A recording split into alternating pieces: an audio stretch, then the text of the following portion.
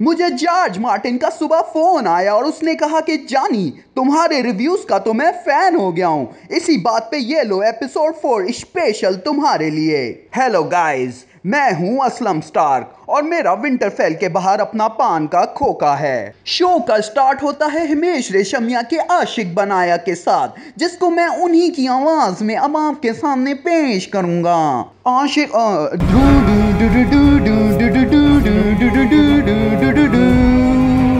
पहले सीन में जेमी को दिखाया जाता है जो कि ओलेना खातून के जहेज के सेट चुरा के अपनी बहन स्लैश बेगम के यहाँ जा रहे होते हैं और उसमें से 2 अंगूठियां और 1 बुंदे का सेट निकाल के अपने दोस्त ब्रान को देते हैं, जो बिल्कुल गरीब एम्प्लॉयज की तरह आर शुरू कर देता है कि मैं इतना काम करता हूँ, मुझे बस 2 बुंदे दिए। और फिर अगला सीन सरसी का आता है जिनका दिल बिल्कुल गार्डन गार्डन हो रहा होता है और बिल्कुल लबे शीरी सा फील कर रही होती हैं क्योंकि ओलेना खातून के जहेज का सोना जो उनके पास आ रहा होता है। और फिर इमोशनलेस ब्रान को दिखाया जाता है जो कि लॉर्ड बेलिश के साथ होते हैं और बेलिश जो कि सांसा को फंसाने की फुल कोशिशों में लगे रहते हैं ब्रान को खंजर गिफ्ट करते हैं कि शायद यही मना ले मरियम को। फिर आती हैं आर्या स्टार्क जो कि अब टारगेट किलर बन चुकी हैं, अपने आबाई गांव लौट के वापस आती हैं जिस पे विंटरफेल गेट 1 के चौकीदार उनसे एनआईसी की कॉपी रखवा के रजिस्ट्रेशन करवाने को कहते हैं, जिस पे वो कहती हैं कि जानती नहीं मैं कौन हूं, मैं डॉन हूं। और इस तरह एक एक करके सारे बच्चे बोर्डिंग स्कूल से आला तालीम हासिल करके घर पहुंचने लगते हैं।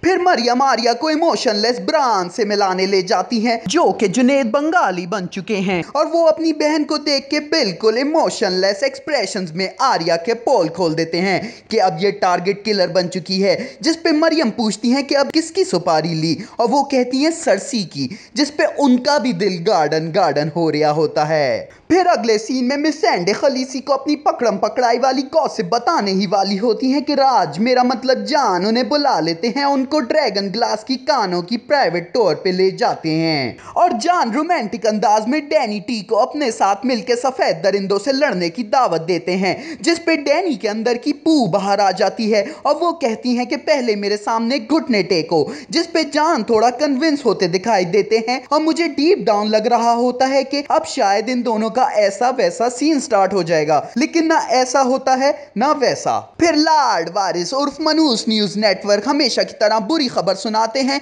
कि आपके बिना बैट एंड बॉल बॉयज को लेनिस्टरों की अफवाज ने सूंघ लिया है, जिस पे खलीसी गुस्से में शराबोर हो जाती हैं, जिस पे जान पैनाडोल का काम करते हुए सिमरन को ठंडा करते हैं।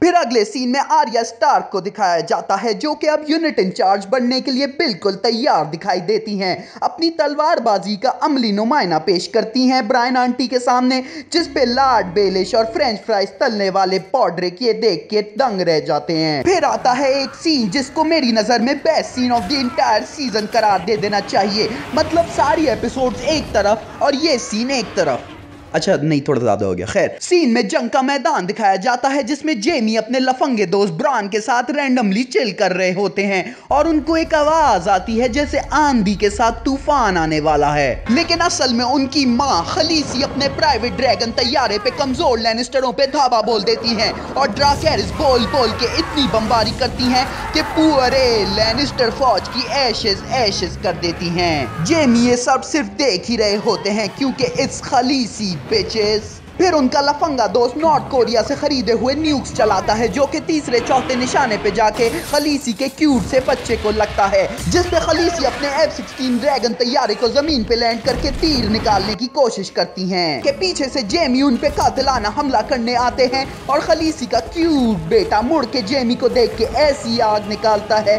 कि जेमी की रोस्ट मंडी बन जाती, लेकिन उनका दोस्त बीच में कूद के उनको चुल्लू भर पानी में डूब ले मरता है। और इस तरह गेम ऑफ थ्रोन्स की बिना कोई शक बेस्ट एपिसोड का इख्तिताम होता है।